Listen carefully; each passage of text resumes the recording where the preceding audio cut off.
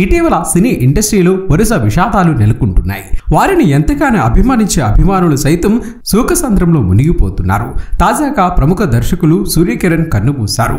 దీంతో ఇండస్ట్రీ తీవ్ర విషాదంలో నెలకొంది. నటి కళ్యాణి దర్శకుడు సూర్యకిరణ్ పెళ్లి చేసుకున్న విషయం మనకు తెలిసిందే. నేడు సూర్యకిరణ్ మరణించిన నేపథ్యంలో కళ్యాణి గురించి అలాగే సూర్యకిరణ్ గురించి మరిన్ని విషయాలను ఇప్పుడు మనం తెలుసుకుందాం. నటి కళ్యాణి మలయాళంలో బాలనటిగా చిత్ర పరిశ్రమలోకి అడుగుపెట్టి ఆ తర్వాత తెలుగు, తమిళ, కన్నడ భాషలో హీరోయిన్గా నటించి తనదైన గుర్తింపు తెచ్చుకున్నారు. ఇక దర్శకుడు సూర్యకిరణ్ కూడా చైల్డ్ ఆర్టిస్ట్ గా 215 చిత్రాల్లో నటించినప్పటికీ ఆర్టిస్ట్ గా కొనసాగడం ఇష్టం లేక సుమంత్ నటించిన సత్య మూవీతో దర్శకుడిగా మారి ఆ మూవీ హిట్ అవ్వడంతో ధన 51 వంటి సినిమాలను చేసి మంచి గుర్తింపును పొందారు. ఇదిలా ఉంటే కళ్యాణి సూర్యకిరణ్ ఒక మూవీ సెట్ లో కలవటం, అలా వీరిద్దరికి మంచి పరిచయం పెరగడంతో వీరిద్దరూ ప్రేమలో పడి పెళ్లి చేసుకున్నారు. అయితే పెళ్లి చేసుకున్న కొన్నాళ్ళకి వీరిద్దరి మధ్య మనస్పర్ధలు రావడంతో విడాకులు తీసుకొని విడిపోయారు. అసలు కళ్యాణి సూర్యకిరణ్ విడాకులు తీసుకోవడానికి గల కారణాలేంటి? ఇక కళ్యాణికి నేడు సినిమాల్లో ఛాన్సులు రాకపోవడానికి కారణాలేంటి? తన భర్త వల్లే కళ్యాణి ఎన్నాళ్ళు సంపాదించిందంతా పోగొట్టుకుందా? సూర్యకిరణ్ మరణం వెనుక అసలు నిజాల గురించి ఇప్పుడు మనం తెలుసుకుందాం. వీడియో చాలా ఇంట్రెస్టింగ్ గా ఉంటుంది.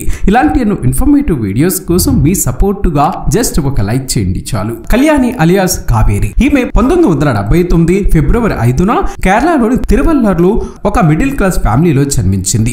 తండ్రి మురళీధరన్, ఇతను గవర్నమెంట్ ఎంప్లాయ్ గా పనిచేస్తే తల్లి హౌస్ వైఫ్ గా ఉండేవారు. ఈమెకు ఒక తమ్ముడు, చెల్లెలు కూడా ఉన్నారు. ఇక కళ్యాణి తండ్రి ఉద్యోగం నిమిత్తం తిరువల్లర్ నుంచి త్రివేంద్రంకి ట్రాన్స్ఫర్ అయ్యారు. దీంతో కళ్యాణి తన స్కూలింగ్ ని త్రివేంద్రంలోని ప్రైవేట్ స్కూల్లో చదివింది. ఇక అప్పట్లో మలయాళంలో చైల్డ్ ఆర్టిస్టులకి ముఖ్యంగా ఎక్స్ప్రెషన్స్ ఇచ్చి యాక్టింగ్ చేసే వారికి మంచి డిమాండ్ ఉండేది. ఇక ఇదిలా ఉంటే కళ్యాణికి క్లాసికల్ డాన్స్ మీద ఇంట్రెస్ట్ ఉండడంతో తల్లిదండ్రులు కూడా ఈమెను క్లాసికల్ డాన్స్ లో చేర్పించడం జరిగింది. అలా మలయాళంలో రాజవంచల్ అనే కొత్త డైరెక్టర్ అమ్మనాన్నకిలియం అనే మూవీలో ఫిమేల్ చైల్డ్ ఆర్టిస్ట్ కోసం వెతికే పనిలో పడ్డారు. ఇక అలా తన ఫ్రెండ్స్ ద్వారా కళ్యాణి డాన్స్ నేర్చుకుంటున్న స్కూల్ కి వచ్చి ఆడిషన్ తీసుకోగా అందులో కళ్యాణి కూడా ఉండడం విశేషం. ఇక అందరి పిల్లల కన్నా కళ్యాణి కాస్త యాక్టివ్ గా ఉంటూ ఆడిషన్ ఇవ్వడంతో ఆ డైరెక్టర్ ఈమె తల్లిదండ్రులతో కళ్యాణికి మూవీలో వచ్చిన అవకాశం గురించి చెప్పగా అందుకు తల్లిదండ్రులు సంతోషంగా ఒప్పుకోవడం జరిగింది. ఇక అలా అమ్మనాన్నకిలియం అనే మూవీలో కళ్యాణి యాక్ట్ చేయడం ద్వారా సినీ రంగ ప్రవేశం చేశారు. ఇక ఈ మూవీ 1986లో రిలీజ్ అయి ఫ్లాప్ అయింది. దీంతో కళ్యాణి తల్లిదండ్రులు ఇకపైన కూతురుతో సినిమాలు చేపించొద్దనుకున్నా అప్పటికే కళ్యాణికి సినిమాల మీద ఇంట్రెస్ట్ ఎక్కువ అవడంతో ఈమె ఆశలు కాదనలేక మూవీస్ లో ట్రై చేయడం మొదలు పెట్టారు. ఇక అలా కక్క తిక్క వెల్లయ్యప్పన్ తడిగల్ అనే మూవీలో హీరోయిన్ అంబిక చిన్నప్పుడు క్యారెక్టర్ ని కళ్యాణి పోషించారు. ఇక అలా కళ్యాణికి ఈ మూవీలో మంచి గుర్తింపు రావడంతో మలయాళంలో చైల్డ్ ఆర్టిస్ట్ గా కళ్యాణికి బ్యాక్ టు బ్యాక్ మూవీస్ లో ఛాన్సెస్ వచ్చాయి. అలా వెంపనానన్, విష్ణులోకం, సాదయమని చేస్తూ అలా 1993 నుంచి సిస్టర్ క్యారెక్టర్స్ ని, ఫ్రెండ్ క్యారెక్టర్స్ ని చేయడం మొదలు పెట్టారు. ఇక 1997లో గురు అనే మూవీలో హీరోయిన్ గా చేయడంతో కళ్యాణి తన ఇన్నింగ్స్ ని స్టార్ట్ చేసింది. ఆ తర్వాత కిలుకు పంబవరం, గురు శిష్యన్ అనే మూవీస్ చేస్తూ హీరో దిలీప్ తో మనసం అనే మూవీ చేయడం ద్వారా ఈ మూవీతోనే కళ్యాణికి మంచి గుర్తింపు వచ్చింది.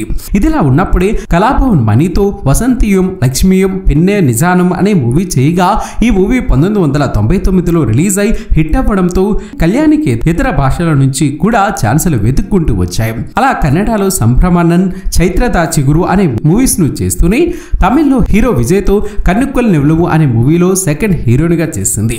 కళ్యాణి ఎక్స్పోజ్ చేయడం, వెస్ట్రన్ డ్రెస్సులను వేసుకోవడానికి వెనకడుగు వేయడంతో ఎన్ని హిట్ మూవీస్ వచ్చినా ఈమెకు సపోర్టింగ్ రోల్స్ ని సెకండ్ హీరోయిన్ గానే ఛాన్స్ ఇచ్చేవారు. ఇదిలా ఉంటే తమిళ్లో వచ్చిన సేతు మూవీని తెలుగులో రాజశేఖర్ గారు సేసు మూవీగా రిలీజ్ చేయాలనుకున్నారు. కళ్యాణి లుక్స్ నచ్చడంతో సేసు మూవీకి ఆమెను హీరోయిన్ గా తీసుకోవడం జరిగింది. అలా కళ్యాణి 2002లో సేసు మూవీ ద్వారా తెలుగులోకి అరంగేట్రం చేసింది.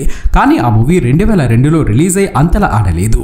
ఇదిలా ఉంటే అవును వాళ్ళిద్దరు ఇష్టపడ్డారు అనే మూవీని కళ్యాణి హీరోయిన్ అవ్వడం విశేషం. ఈ మూవీ 2002లో వచ్చి సూపర్ హిట్ అయింది. ఇక ఆ తర్వాత కళ్యాణికి తెలుగులో మంచి అవకాశాలు వచ్చినా కానీ ఇక్కడ కూడా సెకండ్ హీరోయిన్ గానీ సపోర్టింగ్ ఆర్టిస్ట్ గానీ క్యారెక్టర్లు వచ్చేవి. అలా పెళ్ళంతో పనేంటి, వసంతం, లేత మనసులు అనే మూవీస్ హిట్ అవ్వడంతో ఈమెకు ఫ్యామిలీ ఆడియన్స్ లో మంచి క్రేజ్ పెరిగింది తప్ప ఇండస్ట్రీలోని డైరెక్టర్స్, ప్రొడ్యూసర్స్ మాత్రం ఈమెను మెయిన్ హీరోయిన్ గా కన్సిడర్ చేసేవారు కాదు. ఇదిలా ఉన్న సమయంలోనే జగపతి బాబుతో కబడ్డీ కబడ్డీ, పెదబాబు, పందెం, లక్ష్యం వంటి మూవీస్ చేయడం జరిగింది. ఇదిలా ఉంటే డైరెక్టర్ సూర్యకిరణ్ అన్నపూర్ణ బ్యానర్ లో సుమంత్ హీరోగా, జెనీలియా హీరోయిన్ హీరోనిగా సత్యం అనే మూవీ చేయడం జరిగింది. ఇక ఈ మూవీ రిలీజ్ అయి ఓకే టాక్ రావడంతో తన సెకండ్ మూవీని మళ్ళీ సుమంత్ తోనే ఎంఎల్ కుమార్ చౌదరి ప్రొడ్యూసర్ గా ధనా 51 అనే మూవీను ప్లాన్ చేయడం జరిగింది. ఇక ఆ ప్రొడ్యూసర్ ఎంఎల్ కుమార్ చౌదరి ఈ మూవీకి ముందే పెదబాబు అనే మూవీని చేస్తూ ఉండడంతో సూర్యకిరణ్ ప్రొడ్యూసర్ ని కలిసే పనిలో పెదబాబు మూవీ సెట్ కు వెళ్లడం జరిగింది. ఇక అలా ఆ మూవీ హీరోయిన్ అయిన కళ్యాణిని కలవడం జరిగింది. అలా వీరిద్దరూ మలయాళీలు అవ్వడంతో అందుకు తోడు వీరిద్దరూ చైల్డ్ ఆర్టిస్టులుగానే తమ కెరియర్ ను స్టార్ట్ చేయడంతో ఆ సెట్ లోనే వీరికి మంచి పరిచయం ఏర్పడింది. ఇక ఆ పరిచయం కాస్త నిదానంగా ప్రేమగా మారి వీరిద్దరూ క్లోజ్ గా ఉండేవారు. ఇదిలా ఉంటే కళ్యాణి సూర్యకిరణ్ టాలెంట్ ని చూసి స్టార్ డైరెక్టర్ అవుతాడని అనుకున్నారు. అలా కలిసిన కొన్ని నెలలకే వీరిద్దరూ పెద్దలను ఒప్పించి పెళ్లి చేసుకుని లైఫ్ లో సెటిల్ అవ్వాలనుకున్నారు. ఇక అలా 2005 మే 1న సూర్యకిరణ్ ని పెద్దల సమక్షంలో పెళ్లి చేసుకోవడం జరిగింది.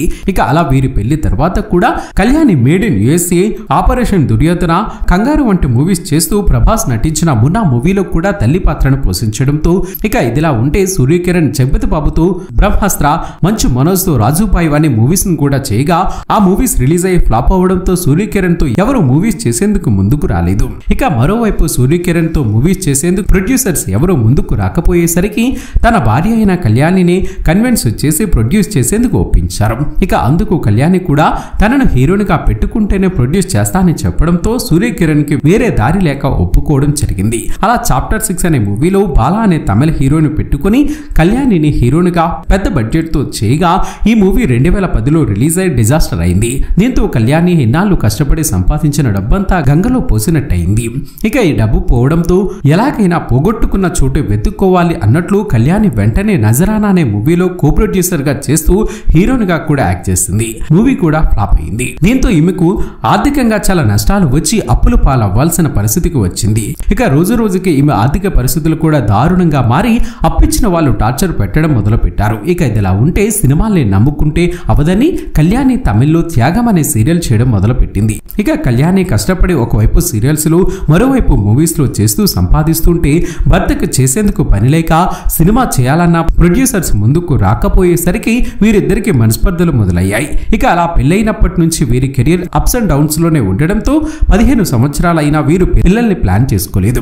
ఇక ఆ తర్వాత కళ్యాణి తన భర్తకు విడాకులు ఇచ్చేసి డైరెక్టర్ గా తన సెకండ్ ఇన్నింగ్ ని స్టార్ట్ చేయాలనుకుంది. అందుకు గాను ఎవరు ప్రొడ్యూస్ చేసేందుకు ముందుకు రాకపోయేసరికి ఈమె స్వయంగా కొంత డబ్బును వడ్డీకి తీసుకువచ్చి తన ప్రొడ్యూసర్ గా డైరెక్టర్ గా మారి తన తమ్ముడైన చేత చినుని హీరోగా పెట్టుకుని తెలుగు, తమిళ, మలయాళం, కన్నడ భాషల్లో కలిపి సైకలాజికల్ థ్రిల్లర్ మూవీని ప్లాన్ చేసింది. ఇక ఈ మూవీ షూటింగ్ జరిగేటప్పుడే లాక్డౌన్ రావడంతో ఆ మూవీ అక్కడికే ఆగిపోయింది. ఇక ఇదిలా ఉంటే 2022లో ఈ మూవీ షూటింగ్ కంప్లీట్ చేసుకుని రిలీజ్ చేసేందుకు ప్లాన్ చేస్తున్నారనే వార్తలు వినిపించినా ఆ తర్వాత ఈ మూవీ గురించి ఎటువంటి అప్డేట్ రాలేదు. ఇదిలా ఉంటే తెలుగు బిగ్ బాస్ 4లో కంటెస్టెంట్ గా వచ్చిన డైరెక్టర్ సూర్యకిరణ్ 1 వీక్ లోనే ఎలిమినేట్ అయ్యారు. అలా ఇతను తనకి తన భార్యకి ఆర్థిక లావాదేవీల కారణంగానే గొడవలు వచ్చాయని, దానివల్లే మేము విడాకులు కూడా తీసుకున్నామని, ఒకవేళ 15 సంవత్సరాల కాపురంలో మాకు పిల్లలు పుట్టుంటే మేము విడిపోయే వాళ్ళం కాదని, అంతేకాకుండా విడాకులు తీసుకునే ముందు కళ్యాణిని ఇంటికి రమ్మని చాలా బ్రతిమలాడానని చెప్పుకొచ్చారు. ఇదిలా ఉండగా సూర్యకిరణ్ కి గత కొంతకాలంగా పచ్చకామర్ల వ్యాధితో బాధపడుతున్న ఆయన సోమవారం హార్ట్ అటాక్ రావడంతో చనిపోయినట్లుగా తెలుస్తోంది. ఏది ఏమైనా అతి చిన్న వయసులోనే కన్ను మూసిన సూర్యకిరణ్ గారి పవిత్రాత్మకు శాంతి చేకూరాలని, అలాగే ఆ కుటుంబ సభ్యులకు మనోధైర్యాన్ని ప్రసాదించాలని ఆ భగవంతుడికి మనస్ఫూర్తిగా కోరుకుందాం.